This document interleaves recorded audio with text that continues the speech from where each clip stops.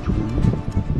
હું સારો સન નથી બની શક્યો, સારો બ્રધર પણ નથી બની શક્યો ને સારો મિત્ર પણ નથી બની શક્યો ને આટલા વર્ષો હું જોબ ન કરી અને તમને બહુ પણ હેરાન કર્યા છે.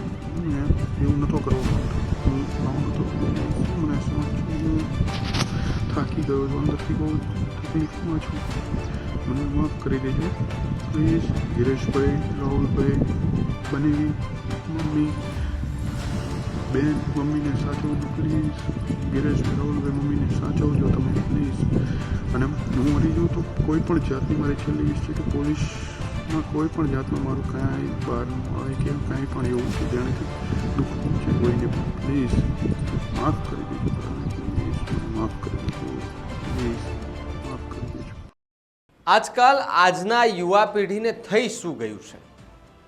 બેરોજગારીના કારણે, નોકરીઓના કારણે, એ સતત અને પરિવારના દબાણના કારણે કદાચ એવું બની શકે કે આજનો યુવાન એના મગજમાં એવા ખોટા વિચારો ફરે છે અને સતત એ વિચારો એ પોતાને ને પોતાને ખાઈ જાય છે. અને એવા વિચારોમાં ને વિચારોમાં ખોવાયેલો એ આજનો યુવાન કંઈક ખોટું પગલું ભરી લે છે અને પછી એ તો જતો રહે છે, પણ એના પરિવારનું શું, મા બાપનું શું, એ કોઈ નથી વિચારતું. સુરેન્દ્રનગરની એક એવી ઘટના સામે આવી છે કે જ્યાં એક યુવકે નોકરી ન મળી એ માટે થઈ, એટલે બેરોજગાર. મહત્વનો મુખ્ય મુદ્દો એ છે કે લોકો સારું ભણતર ભણે છે, પૈસા ખર્ચે છે, પછી એમને જોબ નથી મળતી, નોકરી નથી મળતી, એને લઈને ટેન્શન વધે છે. ઘરના ટોક કરતા હોય કે ભાઈ તને નોકરી નથી મળી, આટલું ભણ્યો છે તો શું કામનું. આ બધું થાય ત્યારે એક યુવક એ પોતાની લાગણી કોને કહેવા જાય, ત્યારે એના મનમાં એક જ વિચાર આવે છે કે હું દુનિયા છોડી દઉં એટલે બધું જ ઠીક થઈ જશે. સુરેન્દ્રનગરની એક ઘટના બની છે, એના વિશે ચર્ચા કરવી છે. નમસ્કાર, આપ જોઈ રહ્યા છો ન્યૂઝ રૂમ અને આપની સાથે હું છું ભાવિક. માનસિક રીતે થાકી ગયેલા સુરેન્દ્રનગરના યુવકે વિડીયો બનાવીને આત્મહત્યા કરી. આત્મહત્યાનો વિડીયો જોયો મેં, હું પોતે હચમચી ગયો. એ વિડીયોમાં યુવકે કહ્યું કે હું એક સારો પુત્ર ન બની શક્યો, સારો મિત્ર ન બની શક્યો, એક સારો માણસ ન બની શક્યો. મને માફ કરી દેજો મમ્મી, પપ્પા, બેન, મારા બધા જ મિત્રો, અને હું કદાચ મરી જાઉં તો એ પોલીસના લફરામાં પણ ન પડતા એટલા માટે હું આ વિડીયો બનાવીને આત્મહત્યા કરું છું, કારણ કે મને નોકરી ન મળી, એક સારો પુત્ર ન બની શક્યો, તમને વ્યવસ્થિત સાચવી ન શક્યો. આ બધી જ વાતો એમને ખાઈ ગઈ હશે, અંદર અંદર ખાઈ ગઈ હશે. એ માટે થઈને યુવકે ખોટું પગલું ભર્યું. એક કેનાલ હતી, એ કેનાલમાં એ ઝંપલાવ્યું. ઝંપલાવ્યા બાદ કોઈને ખબર પડી હશે કે આ નદીની અંદર કોઈ ઝંપલાવ્યું છે. ત્યારબાદ શોધખોળ હાથ ધરવામાં આવી. એક વ્યક્તિની લાશ મળે છે અને જ્યારે ખબર પડે છે કે એ વ્યક્તિ પ્રફુલ્લ ચાવડા છે, એ યુવકે કેનાલમાં ઝંપલાવીને આત્મહત્યા કરી. એ પ્રફુલ્લ કે જેમનો વિડીયો સોશિયલ મીડિયા પર એમણે વાયરલ કર્યો અને કહ્યું હતું કે હું નોકરી ન કરી શક્યો, સારો પુત્ર, સારો ભાઈ, સારો મિત્ર ન બની શક્યો. આ વિડીયો બનાવી યુવકે આત્મહત્યા કરી. પહેલાં એ વિડીયો જુઓ કે જેના શબ્દો સાંભળી અને તમારા પણ રૂવાટા ઊભા થઈ જશે. મને માફ કરી દેજો મમ્મી.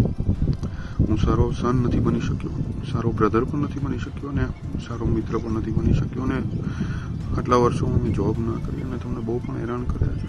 મેં એવું નહોતો કરવા માંગતો. હું આવું નહોતો. પ્લીઝ મને સમજજો. હું થાકી ગયો છું, અંદરથી બહુ તકલીફમાં છું.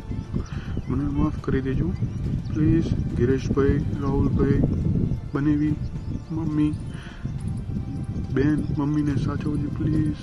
ગિરેશભાઈ, રાહુલભાઈ, મમ્મીને સાચવજો તમે પ્લીઝ. અને હું મરી જાઉં તો કોઈ પણ જાતની મારી છેલ્લી વિશ છે કે પોલીસમાં કોઈ પણ જાતનું મારું કાંઈ બહારનું આવે કે કાંઈ પણ એવું કે જેનાથી દુઃખ પહોંચે કોઈને પણ પ્લીઝ. માફ કરી દેજો બધાને પ્લીઝ. મને માફ કરી દેજો પ્લીઝ. માફ કરી દેજો. વિડીયો વાયરલ કર્યા બાદ પોલીસ બચાવવા દોડી આવી હતી, પરંતુ ત્યાં યુવકે આત્મહત્યા કરી લીધી અને પોતાનો જીવ ગુમાવ્યો છે. પરિવારમાં શોક ફેલાયો છે અત્યારે તો, અને આશાસ્પદ યુવકના મોતને પગલે પરિવાર પર પણ આભ ફાટી પડ્યું હોય તેવી સ્થિતિનું નિર્માણ થવા પામ્યું છે. યુવકના મૃતદેહને પીએમ માટે સરકારી હોસ્પિટલમાં ખસેડવામાં આવ્યો છે. પોલીસે વધુ તપાસ અત્યારે તો હાથ ધરી છે, પરંતુ તપાસ કઈ દિશામાં થાય તો ખબર નથી. કારણ કે વિડીયો જે બનાવ્યો છે એ વિડીયોની મારફત એવું કહેવામાં આવ્યું છે કે એક સારો મિત્ર, પુત્ર, ભાઈ, હું કશું જ ના બની શક્યો, નોકરી પણ ના કરી શક્યો, એટલા માટે મને માફ કરી દેજો. આજનો યુવાને એક મારે સંદેશ દેવો છે કે કઠિનમાં કઠિન પરિસ્થિતિ પણ હોય ને સાહેબ, એની સામે લડવા માટે હિંમત રાખજો. સૂર્ય ઉગે છે તો એ આથમે પણ છે, તો બસ પરિસ્થિતિ થોડી ખરાબ આવે છે તો કાયમ થોડી ને ખરાબ રહેવાની છે.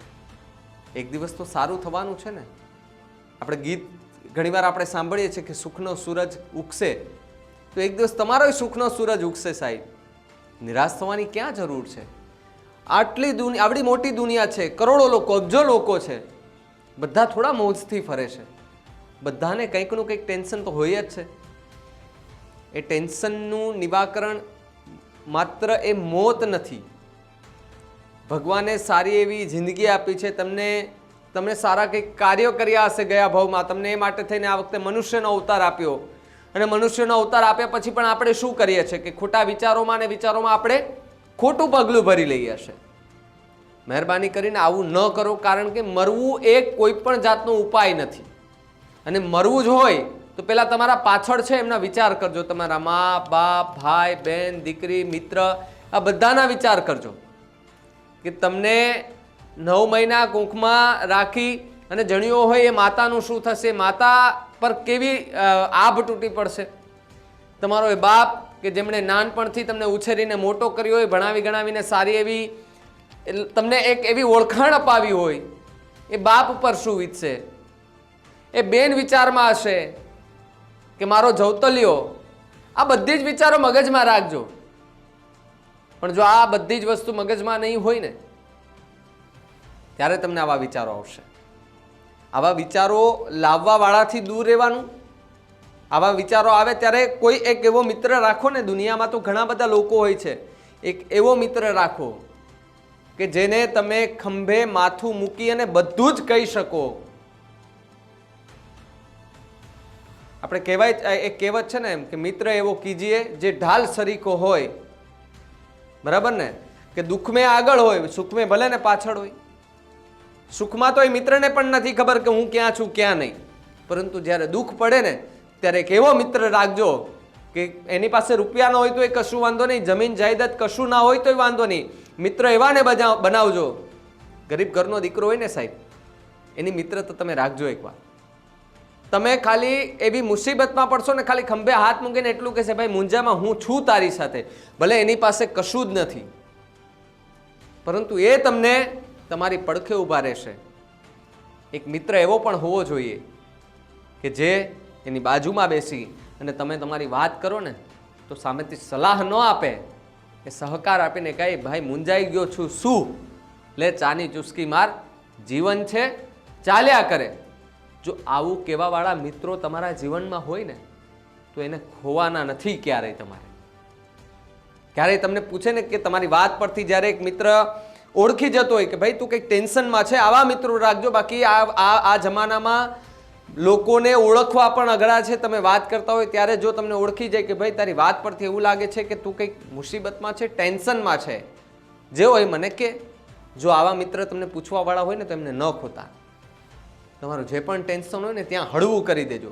કદાચ તમે એને 2 ગાળ આપી દેશો ને તો મિત્ર સાંભળી લેશે, કારણ કે તમે એ ફ્રસ્ટ્રેશન છે ને એ તમારી ઉપર કાઢી નાખશે.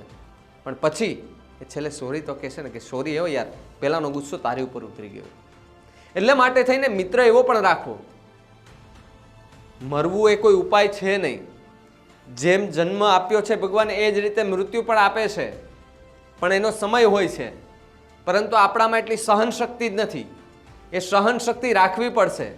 ભગવાને ધાર્યું હશે ત્યારે ભગવાન લેતો જ હશે આપણને, પરંતુ ભગવાને નથી જ ધાર્યું એવું આપણે શું કામ ને કરવું જોઈએ? એ માટે તો આપણા મા બાપે આપણને મોટા નથી કર્યા. સમજવા જેવી એ વાત છે. સહન શક્તિ મુખ્ય વાત છે.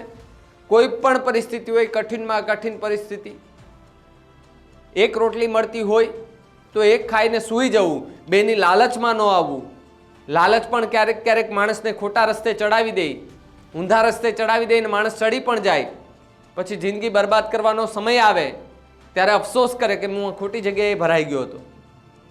મહેરબાની કરીને હાથ જોડીને વિનંતી કરું છું કે ક્યારેય પણ કોઈ પણ પરિસ્થિતિ આવે, મરવાના વિચારોથી દૂર રહો. કારણ કે મરવાના વિચારો અને મરવું એ કોઈ જાતનો અને કોઈ વાતનો ઉપાય નથી.